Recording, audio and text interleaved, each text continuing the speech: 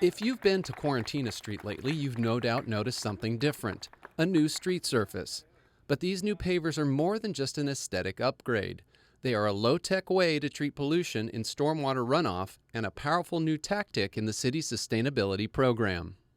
The city is approximately 40% covered in impermeable surface, and the reason for that is historically we've used impermeable materials such as asphalt or concrete to cover our public areas like streets and sidewalks and alleyways, parking lots, but also because of the buildings throughout the city, and that's not atypical for an urban hardscape. Hardscape in and of itself isn't a problem. Asphalt and concrete are great surfaces for conveying many modes of transportation. Unfortunately, they're also good at conveying pollution. Because of their impermeability, oil, metals, bacteria, and other pollutants accumulate on roads, sidewalks, and roofs. When it rains, those pollutants are washed into creeks and carried directly to the ocean. That toxic soup of pollutants is harmful to birds, insects, aquatic life, and potentially humans. But while Santa Barbara may be typical in its impermeability, it's anything but in its approach to addressing its ill effects. For the last 5 years, the City of Santa Barbara Creeks Division has installed innovative permeable paver demonstration projects around town. The idea behind the concept is to let Mother Nature do the work. With permeable pavers, we'll basically filter all those. Oils are an organic substance. They go down in there and they get broken down by microbes in the soil. Metals get taken up by trees, things like that. Nutrients, obviously they're good for the plants around here. To maximize the power of Mother Nature, these so-called low-impact development projects allow stormwater to soak into the ground, mimicking conditions from a long time ago. If the streets weren't here, it would be soaking back into the groundwater naturally, getting filtrated through that process and providing benefits to the plants and all the animals that it comes in contact with. After doing permeable paver projects in parking lots, sidewalks, and an alley, the City Creeks Division set its sights higher and chose 2 city blocks of Quarantina Street to show the technology's potential. They chose Quarantina because it has a unique combination of conditions. Traffic speeds are low, and so permeable pavers are not designed for fast traffic speeds. At least these particular ones aren't.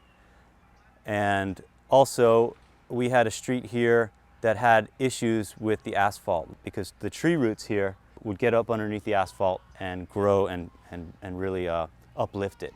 Our hope is that by putting in the permeable pavers, we'll provide more water to the roots of the trees down in the soil, and we will save maintenance costs for the city going forward. It's also an area that has a lot of pedestrian traffic as well as vehicle traffic, so we have an opportunity for a lot of people to see the project. And the benefits don't stop there. With 2 feet of void-filled base beneath it, the Quarantina project is like one huge detention pond that will hold stormwater and let it gradually seep into the drought-depleted groundwater basin. The pavers installed along the 2 blocks of Quarantina Street not only capture what falls on them, but they capture runoff from some of the neighboring properties and roadways. We're designed to be able to handle well over a 1-inch rainstorm every 24 hours before the basins underneath the pavers would fill up and overflow. When they do overflow, it just defaults to the historical drainage before the project, which means the water would run along the curb and into a normal storm drain system. But the 1-inch storm allows us to capture all of the water in 85% of the storms that come to Santa Barbara. And that water gets into the groundwater table. It's available for trees and plants around here, and excess water moves through the groundwater table and then replenishes creek water during dry times, and then also can contribute to groundwater in the drinking water if it's placed in certain areas in the city. And City Creeks Division staff hopes those certain areas of the city may include your driveway or patio. We installed these as a demonstration on how you can do this to hopefully encourage people to do this on their own and also encourage other city departments and the city as a whole to do this as a stormwater treatment practice. While permeable pavers have higher upfront costs than asphalt, they more than make up for it in the long run. On a typical asphalt street, I think it's every 6 years, the city comes through and slurry seals that street to maintain it. And so that's just an extra coating of asphalt on top.